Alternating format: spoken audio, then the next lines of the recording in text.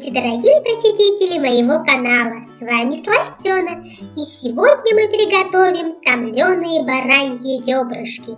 Для этого нам понадобятся следующие ингредиенты: баранина 1 килограмм, лук 2 штуки, морковь 2 штуки, курдючный жир 100 грамм, помидоры 3 штуки, горох 1 стакан, бульон 3 стакана, розмарин пол чайной ложки, кориандр пол чайной ложки, паприка пол чайной ложки, винный уксус 2 столовые ложки, соль, перец по вкусу.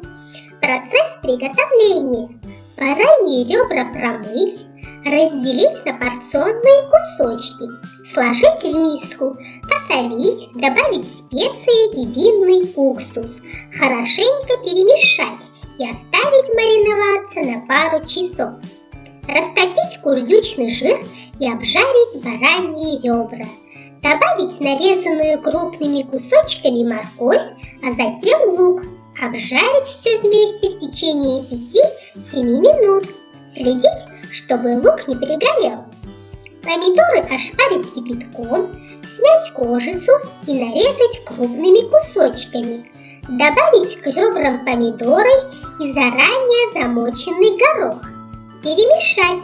Затем все аккуратно разложить в горшочки и влить туда бульон. Он должен доходить до половины содержимого горшочков. Закрыть крышечками и поставить томиться в духовку при температуре 180 градусов не менее чем на 1,5 часа. Все, блюдо готово. Приятного аппетита! Если вам понравилось видео, ставьте лайки и подписывайтесь на канал.